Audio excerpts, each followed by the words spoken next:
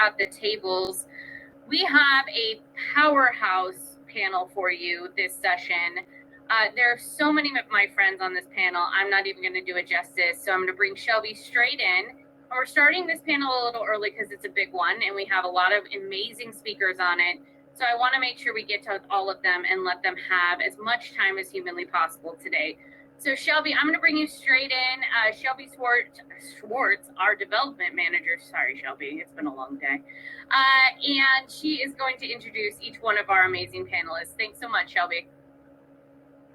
Yeah, thank you, Annette. I am so stoked to be leading this next panel with some of my favorite people. And we do have a very large panel today. I wanted to make sure that every voice within the labor movement, or maybe not every voice, but most voices had an opportunity to be with us and share their experience, because no union is the same, no local is the same. And it's very important to highlight what they have to say. So we have a lot to thank our labor unions for. We have weekends, safer working conditions, better benefits, legal protections for workers at the federal and state levels. And as a progressive movement, we have learned so much about organizing and people power from our siblings in those labor unions. Today, like I said, we're joined by a great group of labor activists and leaders to talk more about marrying the power of the labor movement and the progressive movements together. We're joined by Assemblywoman Chandra Summers Armstrong, a member of SEIU Local 1107. We're joined by her SEIU Local 1107 sister, President Michelle Mayesse, one of my Emerge sisters. We're also joined by the Executive Secretary Treasurer of the Southern Nevada Building Trades Unions, Vince Saavedra. We're joined by Ronnie Young of IBW Local 357, Matt Kimball of IATSE Local 720, Tommy Markison, the Secretary Treasurer of the Teamsters Local 533 LGBTQ+ Caucus, and of course, Bethany Kahn, the Communications Director of Culinary Union Local 226. So thank you all so much for being here. Super stoked to have you. And we're going to go one by one with questions so that everybody has a chance to share. Assemblywoman, I want to come to you first and ask, how did your membership in SEIU Local 1107 empower you to run for office? Thank you, Shelby, and everyone. Hello, Battleborn. It's really wonderful to be here. How was I empowered? I think that when you are part of a collective that is working together to accomplish something, it gives you courage. The training as a union steward, as a captain in the union, trying to learn to understand contracts, speaking up unabashedly for the members that I represented, was the perfect training ground for what we do in the legislature. You have to know the issue, educate yourself on the issue. You talk to your constituencies, make sure you know what they want, and then you advocate, and you advocate, and you advocate. That's awesome. Thank you so much, Assemblywoman. We'll come back to you in a little bit. Next, I want to go to Vince. Vince, can you first just quickly explain how SNBTU works, because some folks might not be familiar? And then can you also kind of answer the question, how can we incorporate more members from all of SNBTU's affiliates into the legislative process and into the political process? Yeah, sure. So Southern Nevada Building Trades Unions is an organization that encompasses 14 different construction labor unions, various construction unions. And I'm basically the face and the tip of the spear in the construction labor movement. And I think that the best way that we could incorporate more of our affiliates and its members into the political arena is basically let them know what's at stake, right? A lot of our work that's guaranteed, like I know for folks that are in Southern Nevada, unfortunately, Tropicana is closed right now, but those are jobs. Those are local jobs, local money. We have a project labor agreement on that job that was put in place by our old governor, Steve Sisolak. So when your political allies are aligned for good, it affects your paycheck. So that's why we tell a lot of our members, lobby your hobby, but vote your paycheck. Yeah, that's awesome. I have one of your vote for your paycheck or something like that stickers on my water bottle. I have them everywhere. Next, I want to come to Michelle, President Mayesse of SEIU Local 1107. Your local hosts so many candidate forums. It's incredible to see. What do you find that your members are most interested in learning, and how do those forums help build interest in the political process, in the legislative process? Hey, Shelby, thanks so much for the question. Hey, everybody. So yeah, we definitely have a lot of interviews. This year we did about 87 interviews. Last session we did 172 interviews. So it really helps our membership get involved in the process, asking questions, really advocating for their work sites. We represent 19,000 members, and we have all 11 hospitals and 39 departments of Clark County. And like Assembly Women Summers Armstrong says, it really has them advocate for themselves when we're at the process of doing interviews and talking about what's needed at the legislature. And I'll tell you, we absolutely have a partnership with Emerge, and we have successfully had 11 Emerge graduates who are members with SEIU. So it's been really awesome. Yeah, that's incredible. Ronnie, I want to come to you. I know that you started as a rank and file member of IBEW, and you've worked your way up now to be, I believe, the organizer for IBEW 357. How do you use the skills that you've gained as an organizer within your local when you're heading up to Carson City or here in Vegas, advocating for your members at the legislative level or beyond? Thank you for the question. I think a big part of it is that, I live the life, right, that a lot of us live, and that kind of integration, that first-hand experience really gives you a more in-depth perspective on our issues. So, when it comes to that, as an organizer, it's just relationships, and you take those relationships and those experiences, and you basically just educate and just talk to one another. I mean, advocating for someone in the political level, it's all about just communication, and a lot of it's education, because not every one politician knows every single thing or every single issue out there. They really need to lean on people that are involved in the things that they work with and are part of that process on a daily basis to educate them and really be that anchor for them so that they can make educated decisions on policy. Awesome. And Bethany, so the Culinary Union is nationally and internationally recognized for the people power that it has, particularly around our elections. How do you keep your members engaged around progressive issues in the off season? I know we talked about this a little bit last night, and I want you to let the folks at the summit know. Thank you. Thanks so much to Battleborn Progress for bringing us all together all weekend and today at this panel. So as the largest organization of immigrants, of workers, of Black, Asian, and Latino workers, we don't have an off season, and many of my labor brothers and sisters will attest to that. We organize 365 days a year, and for Culinary Union, we're not a political organization. We're a union that does politics to win for workers. We believe it's important to elect political leaders into office who will champion issues that workers care about, whether it be worker-centered immigration reform, to ensuring that workers were protected during the pandemic, or ensuring that workers had the right to return to their jobs in the post-pandemic recovery. And we were successful in getting out the vote and canvassing and voter mobilization because it's tactics that we use day in and day out, and it comes from our organizing. And yes, we did run the largest political effort to defend and deliver the Democratic control of the Senate by re-electing Senator Cortez Masto, and we did that with the rest of our labor partners and progressive movement.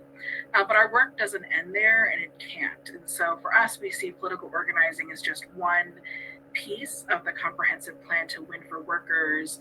And we have a saying at Culinary that in our 88 years, we have seen a lot of changes. We've seen companies, casino buildings, managers, politicians, and governors come and go. But what remains is the power that workers have built. And this year is anything but an off season for Culinary Union members. We have contract negotiations coming up. We have an exciting legislative session. Just no matter who's in the governor's office, we're going to continue to fight and ensure that workers have a seat at the table. Awesome. And I'm actually going to go a little bit out of order with this next one. For you, Matt, piggybacking off of what Bethany was talking about with there's no days off. Matt, I know that you're very active in both democratic politics and organizing there, and then also organizing for your members of IATSE Local 720 as the political director. And we had a question in the chat already, so shout out to whoever put this in. What power do unions play at the proverbial table when it comes to mobilizing voters? I know you've seen this from both sides as a labor organizer and a political organizer. Oh, you're muted. Thank you, Shelby. Well, unions are democracy in the workplace. When members get together and advocate for safer work environments, affordable health care, the right to retire with dignity, and band together to form a union to make those asks of a company, they are practicing democracy at its core. And democracy and Democrats likely have the support of unions because they are the party that recognizes these values and they advocate them at the federal and national levels. I mean, if you look at some of the endorsements that came out this last cycle, you could very clearly see where unions stood on political issues. And that's because these are the candidates that have voted for voted along the values of working people as well as the values of Democrats. Yeah, that's awesome. Tommy, coming off of that, a little bit of piggybacking in terms of progressive values. You are the head of the LGBTQ+ caucus of your local, Teamsters Local 533. I know y'all are up north. How have you seen solidarity within your local and within organizing within Teamsters 533 for LGBTQ+ causes, and what effect has the caucus had? So solidarity that we've seen happen is we were actually in the Northern Nevada Pride Parade. My local sponsored our entry in, so we were able to have a booth and we were able to march in the parade. We were the only labor union at Northern Nevada Pride last year, so we had other union brothers and sisters coming up to us and telling us it's nice to see us there. A lot of people had perceptions of Teamsters that were a little misdirected, that were a little rough around the edges, not as opening and welcome to different lifestyles as we actually are. We also marched in the Nevada Day Parade with Catherine Cortez Masto, Cisco Aguilar, and Zach Conine. So the people that we marched with in the Nevada Day Parade, all of them won, so that was nice. We were able to have enough people, not just Teamsters, but Teamster support systems, wives, children. We had enough people to march with everybody in that parade as well, so we had a pretty big presence with everybody. The person who started the caucus with me, his name is Andrew Rivas, and he was given the opportunity to run the Teamster Drive program for this last election cycle, and everybody that we canvassed for won, except for Steve Sisolak. So we did have a little bit of a support there. We had some Teamsters from out of town come in to help us. And that whole thing was helping out our union brothers and sisters as well, because the Teamsters didn't do the canvassing. It was, we were offering our support to help with them. We also attended the Labor Fest that CLC put on this year, and we had a lot of people coming up to us and happy that we started an LGBTQ committee and caucus within the local. But surprisingly, we did have some union brothers and sisters not take our merchandise. We had some fans printed out to fan yourself because it was hot, and it had an equality rainbow underneath the Teamster logo on it. So we had some union brothers and sisters refuse to take it from us. They saw the rainbow, gave us a dirty look, and just pretty much told us, no, not interested, or they would just turn their back on us. So I feel like there's work to be done, and I think that the committee that we did start is building that solidarity within other unions, because they're going to see us. We're not going anywhere, and we're just as worthy with labor as all of the other brothers and sisters that we work with. Yeah, definitely. Thank you so much for sharing that experience, and thank you for all that you do within your local. Assemblywoman, I want to come back to you. You are headed up to Carson shortly, speaking of up north. What are you hoping to see this year in Carson City to advance workers' rights? And how do you both, where do you find an intersection between advocating for your constituents and advocating for policies that better the lives of workers throughout the state? Thank you, Shelby. I had to give this some thought so I could craft how I could express this. I'm hoping that we will see policies put forth this session that look at workers as whole human beings. Often people sort of put us in a box where the only thing that we want are wages and safe working conditions. But we are whole people, right? You go to work, you come home, you have a family, you have loved ones, you have pets, you have desires and hopes and dreams for your children. And I think that we need to look at workers from the perspective of the continuum of human rights. So to me, that includes not just safe working conditions and fair wages and access to health care. It also includes housing, right?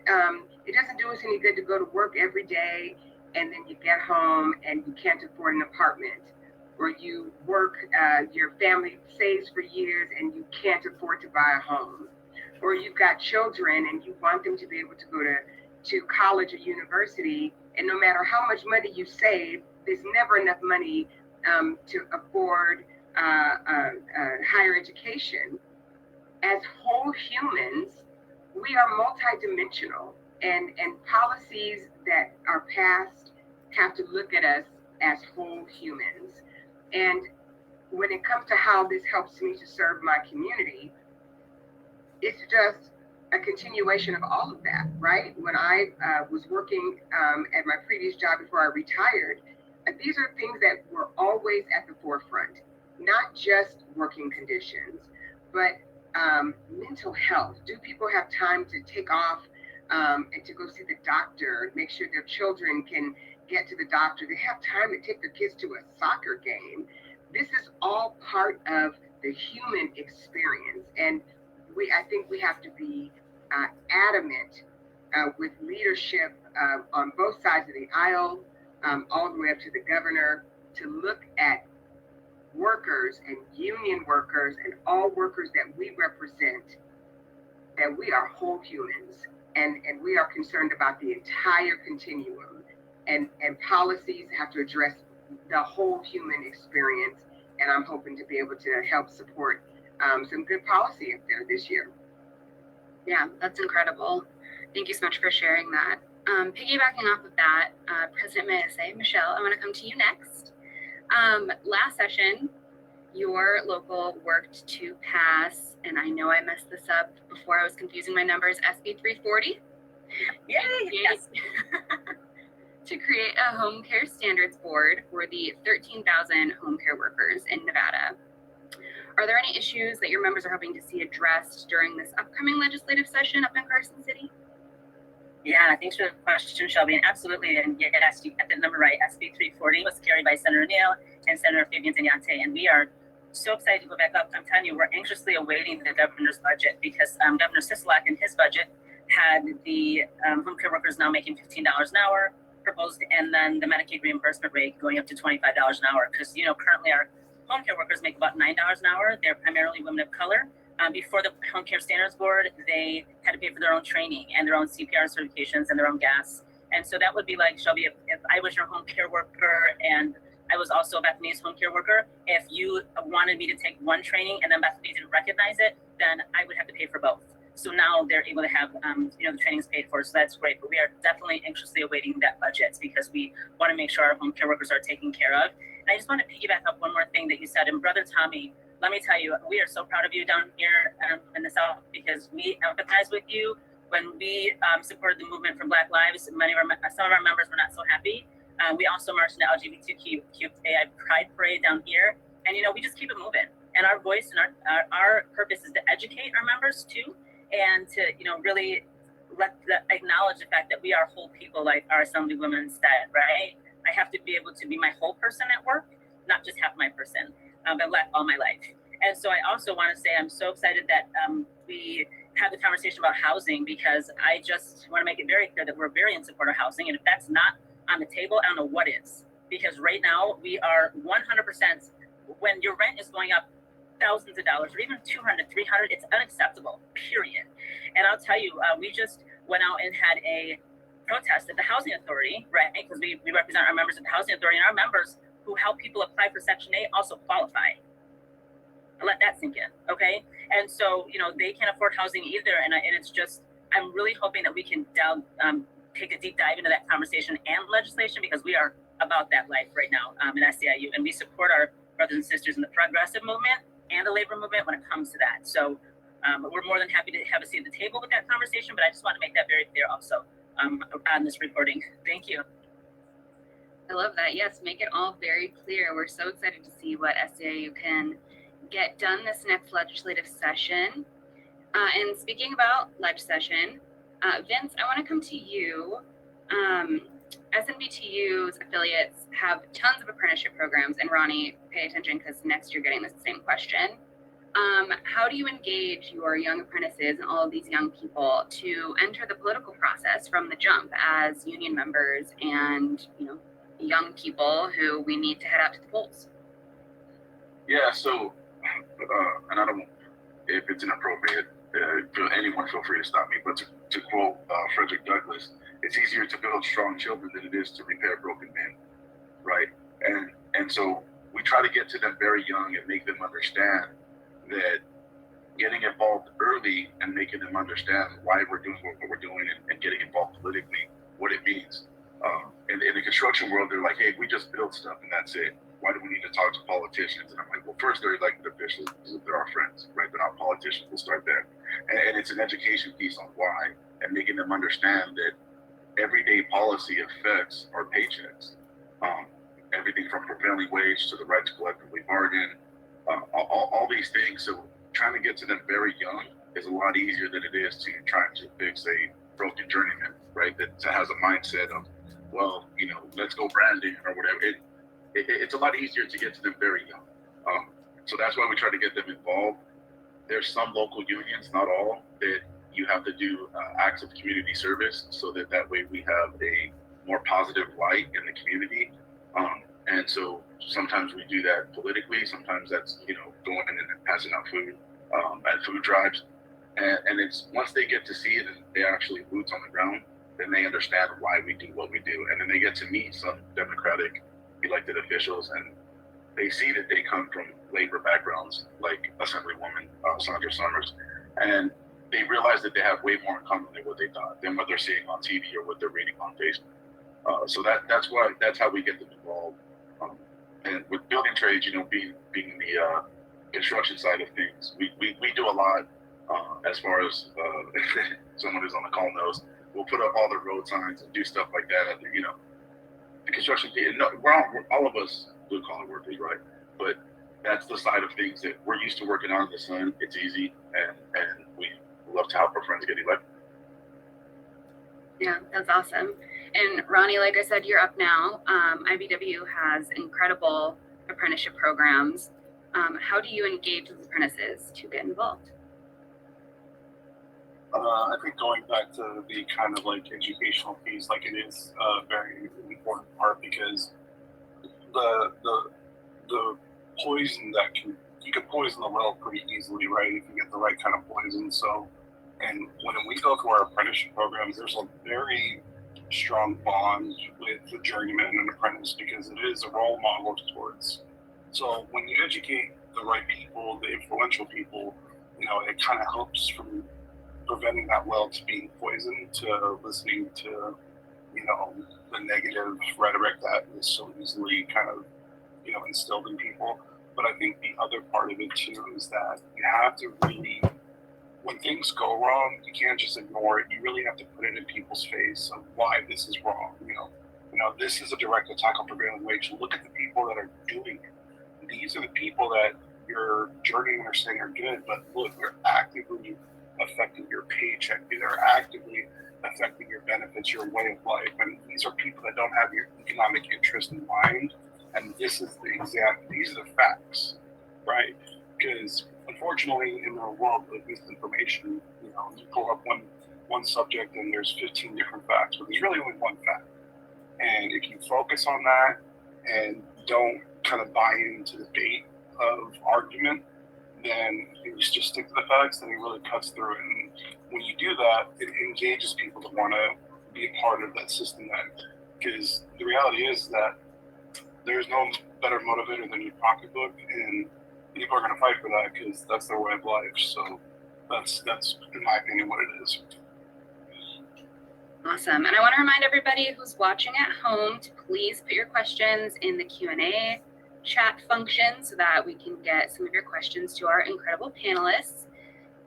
Bethany, I want to come to you. I know that Culinary is currently working to advocate for workers that were previously, I believe, working for Stations Casinos. How can normal people, non-union members, use their political power and their money, their paychecks, to support union workers? Yeah, so I was saying this year is anything but an off year. Culinary Union has contracts for 50,000 workers that expire this year. So that's the entire Las Vegas Strip and downtown Las Vegas. We also have an ambitious agenda that we're taking up to Nevada legislature. The legislative session to tackle housing, healthcare, and education. And we continue our organizing campaign to win a union contract at Station Casinos. There are 6 Station Casino properties where workers are fighting for a union contract, and it's their first one. They're fighting a company that's been very anti-union that used the pandemic as a scheme to get rid of union support in the properties. And you can decide where you're going to put your money or spend your money when you go out. But no matter, like I was saying, no matter who's in the governor's office, we're still going to fight to ensure that workers have a seat at the table. And we're never going to walk away from the workers at Station Casinos who are fighting for a contract. They deserve to have justice, dignity, respect, everything that hospitality workers have fought for over 88 years. And that is the standard in Las Vegas. Station Casino workers will have the same thing. It's just a matter of when, it's never a matter of if with the union. And so we'll never walk away, and the company knows that.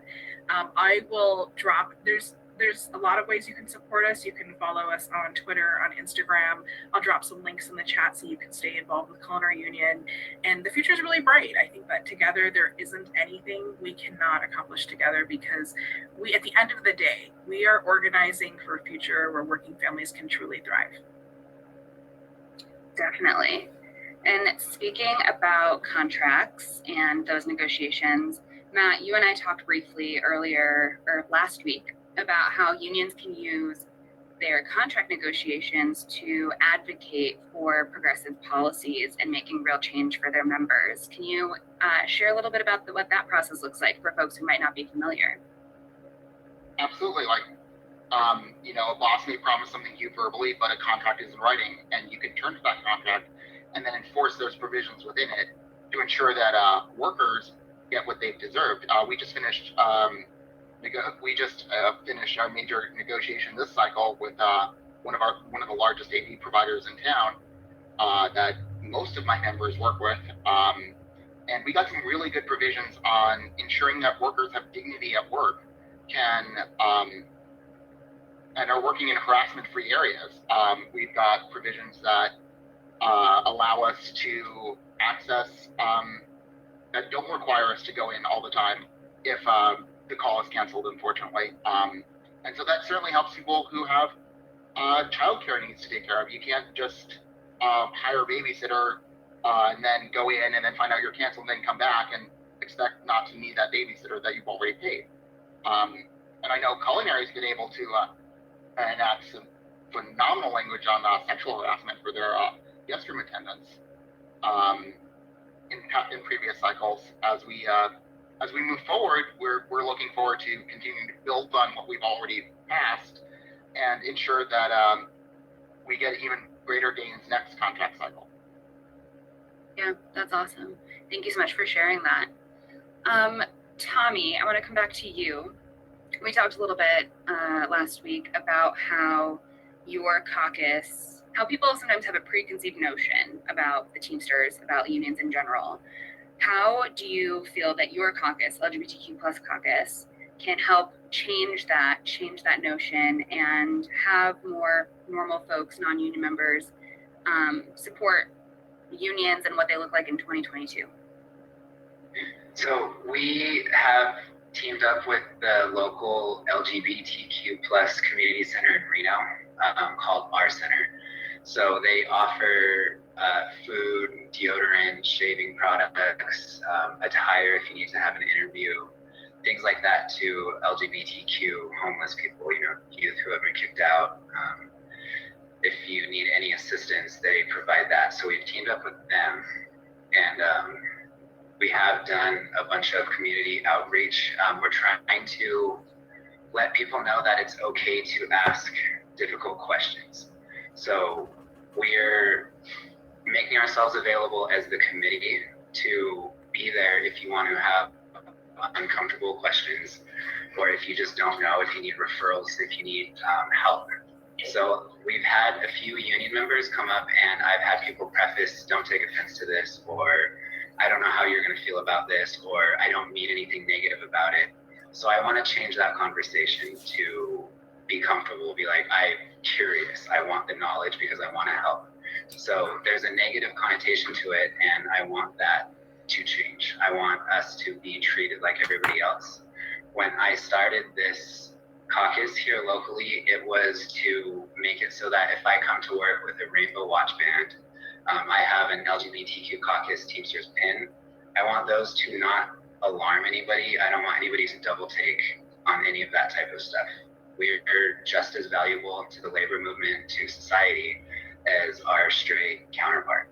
So we just want to make it so that everybody's comfortable, that we can have it so that nobody's abused, nobody's neglected. I don't want anybody to have poor childhoods. My personal outreach is for parents within Teamsters, because I've had a few parents now who either passed off the things that their kids are saying, they're like, oh, it's just a trend, or they're scared to approach their kid and don't know the words to say because they think that they're not going to receive it well, or they don't.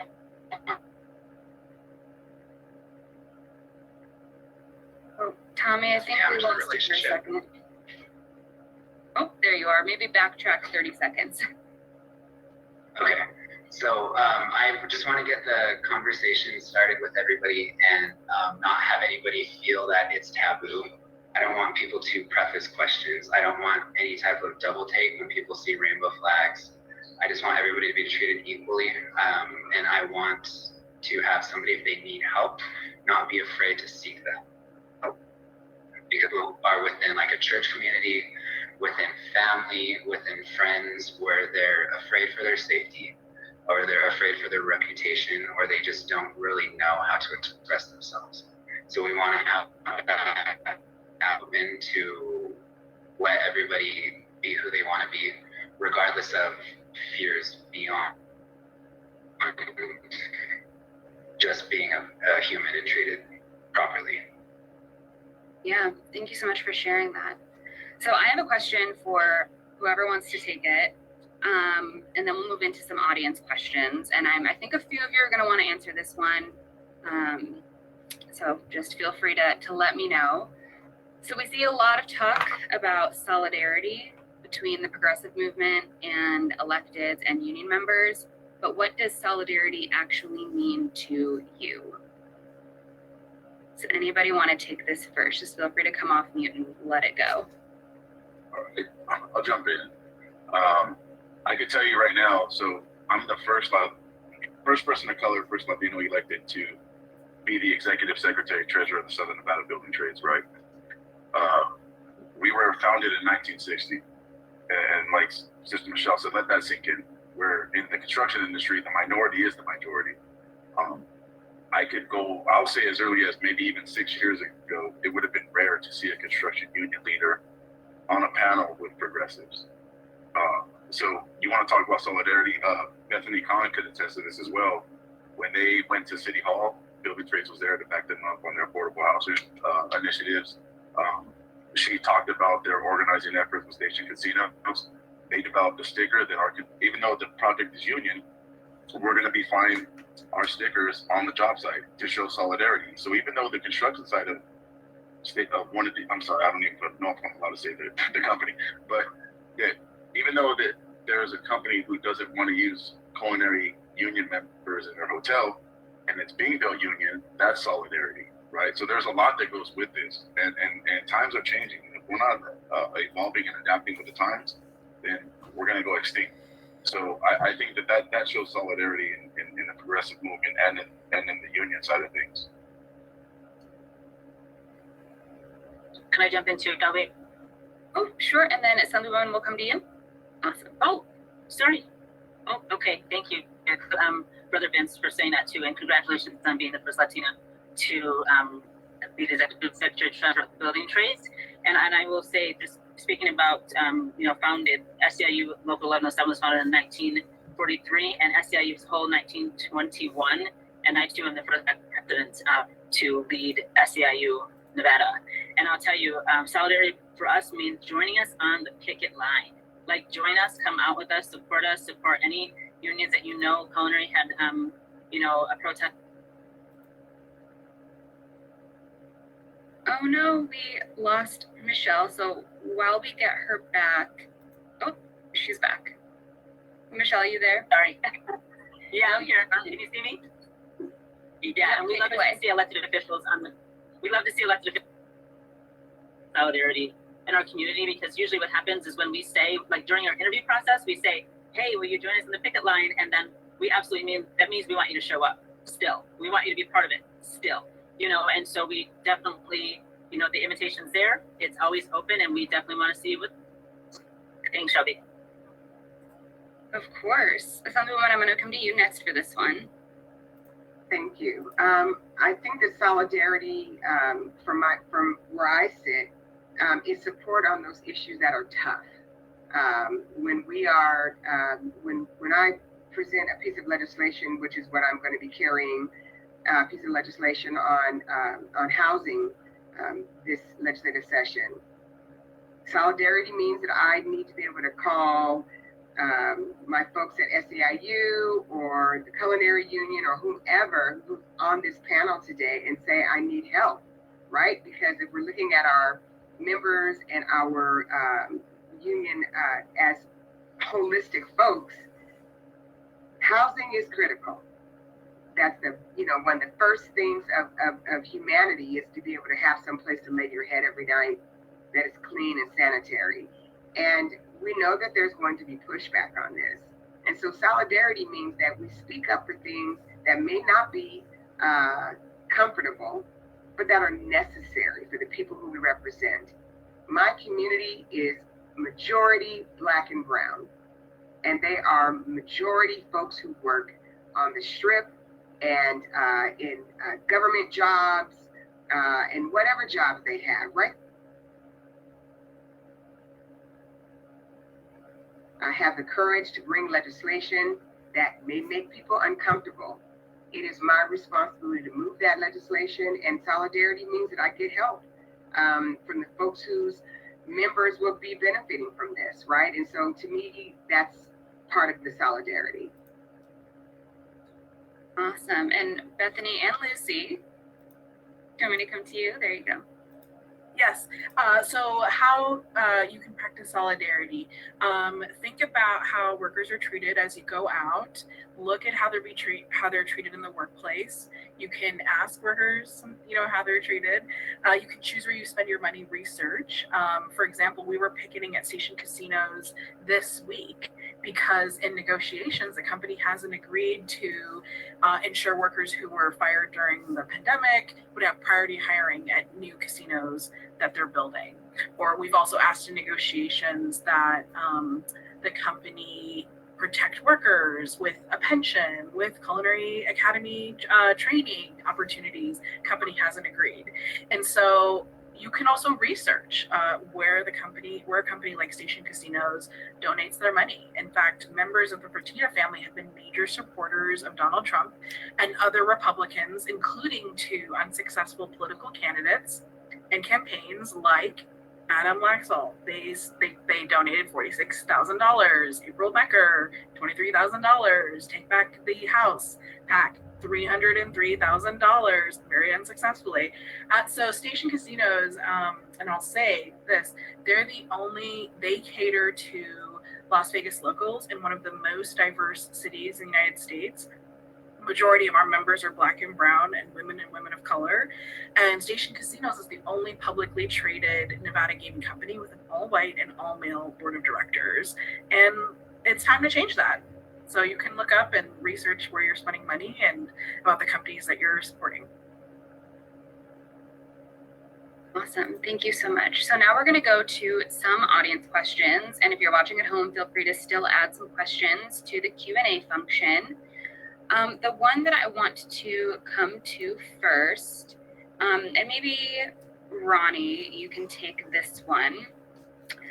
When you are organizing folks around elections, do you work to turn out just your own members or also the general public, and how do you do that? So what we do focus on primarily is our own members, because there is a portion of that we're allowed to go to member households without it being like some kind of an in-kind contribution. And the other reason besides that is that, you know, when it's union members talking to union members, it's like your sister talking to you or your brother talking to you. I mean, it's like family talking to you. So like, though, like we do some interactions in correlation with like maybe some of the caucuses or someone like Battleborn Progressive to help them out, like there's nothing that quite explains the kind of relationship that two union members have when they're communicating with one another. And that's that kind of connection that will really engage someone into voting. Definitely. And Matt, I want to come to you on this next one. What are the issues, and this is from Anonymous, a lot of these are from Anonymous, so Anonymous asks, what are the issues you foresee in the upcoming legislative session? It's a fun one. Okay. You know, Nevada's still coming out of recovery from the pandemic. I see several safety bills possibly coming up. I know my own union has put forward language to clean up some language we submitted in previous cycles, as well as, you know, through the wisdom of our legislature several years ago, they passed a film tax incentive bill. And I see that moving forward. We've seen the ads we've seen the news stories about Mark Wahlberg, Nicolas Cage, several other movie stars that have expressed an interest in building studio space in Nevada. And that would be phenomenal for our economy because it's a new industry that our economy could definitely support. My members would definitely benefit because they'd be going to work. SNVTU would benefit because they're building those studios. And that would be a game changer for our entertainment-based economy, because that's an industry we just simply don't have. We've moved into sport. We've got the Super Bowl coming next year. We have F1 racing coming this year. We've got the MSG Sphere project coming online later this year. In fact, they're testing lighting now. These are all phenomenal things for my members moving forward into 2023 and beyond. And we definitely want to make sure that we continue to make sure workers are safe on the job site, that they have a right to be represented, because it wasn't very long ago that state workers did not have a right to have a union support them. We need to make sure we continue to pass progressive policies in this cycle and make sure we continue to do the same. Awesome. Thank you so much. Assemblywoman, I have a question for you from Anonymous again. Do unions organize to come up and lobby at the legislature, and do you ever help them organize those efforts? I know there's a lot of lobby days for folks to come up and speak to their legislators. Can you explain a little bit about what that looks like? Thank you, Anonymous. So I don't organize them, but the unions organize their members, and then they call us in advance and coordinate. And yes, I am excited to see any groups of union members who want to come up, come by the office. It's small, but y'all can squeeze in. I'll take you on a tour. Would love to have you sitting in the gallery listening. not just for the floor session, but also the committee meetings. I'm on Judiciary, which meets Monday through Friday at 8 or 9 a.m. It's like the hardest working committee. I love it. I'm also going to be sitting on Growth and Infrastructure as well as on Revenue. And so I would love anyone to come up and spend the day or two or however many you want. Get to know what's going on, right? It's important that union members are engaged. Spread the word to your communities about how to be engaged. This is the people's house. The Capitol belongs to the people of the state of Nevada. And we should feel free to come inside. We should feel free to observe what is going on. We should feel free to speak on issues that affect you, testimony, written letters, send stuff to your direct representatives and all the others as these issues come forward. If you don't do it, there's a Michelle can say it better than I can because I think it's up at the Union Hall somewhere. People say, "Oh, I'm not into politics." You might not be into politics, but a doggone your boss is into politics, right? I'm not into politics.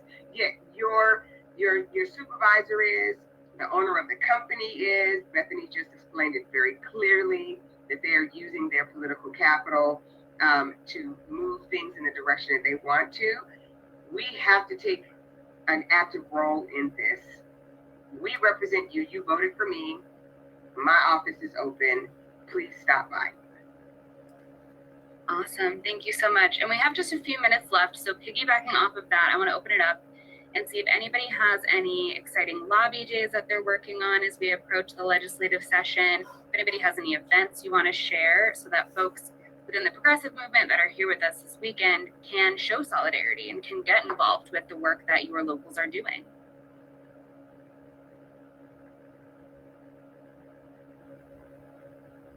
Bethany, maybe I'll come to you first.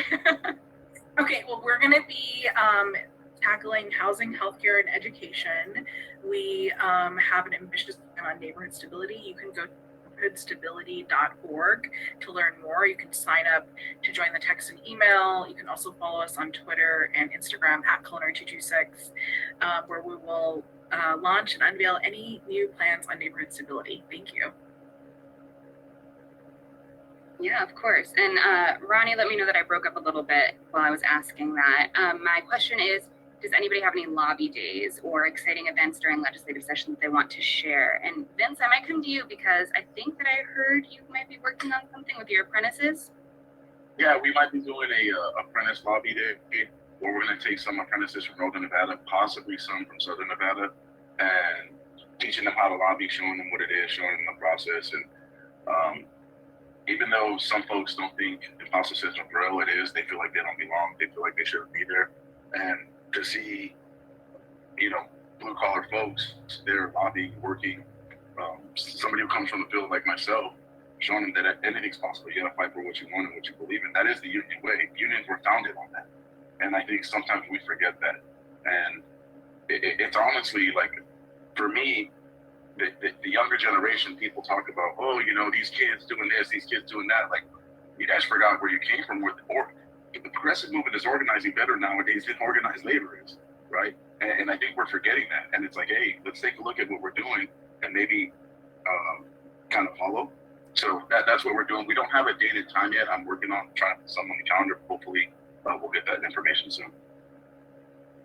Awesome. Thank you. So to close out, I just want to ask if anybody has any closing thoughts on how we can bring together the power of the progressive movement and the power of the labor movement together moving forward, both through this upcoming legislative session and through 2024. And maybe Assemblywoman, I'll come to you first for that one. I just think that we should, first of all, stop addressing this as if it's two different things. The progressive movement is really a movement to address the rights of human beings. And it's the same work that unions are doing, and we just need to work together, learn how to speak one another's language. That might be just the holdup, is that some of our language is different, but what we're fighting for is the same thing. and we just need to support one another and encourage one another. And I'm really proud to be here and excited for what Battleborn is doing in the community, and excited to be on a panel with my brothers and sisters in labor. Let's go. Let's go. Awesome. Thank you. Michelle, I'm going to come to you next. Hi, thanks so much. Yeah, just in closing, we definitely believe in communities united, raising the stakes, and we have partnered with 65 different progressive organizations, small businesses, because we believe in carrying the message throughout our community. And we're talking in the AAPI community, the African community, the Black community, the Latina community, the Native American community, and the LGBTQII community, just so that we can carry the message, because again, we're whole people. And because of that, and being an anti-racist union in itself with SEIU, Local 1107, we absolutely believe that we are stronger together. Thanks, Shelby. Of course. Tommy, you are up next.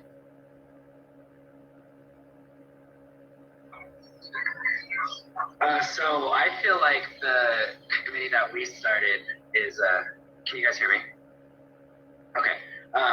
Is in line with the progressive movement, because, we're have been silenced for so long. So now it is moving from taboo to normalcy. So we're progressing along with everybody else.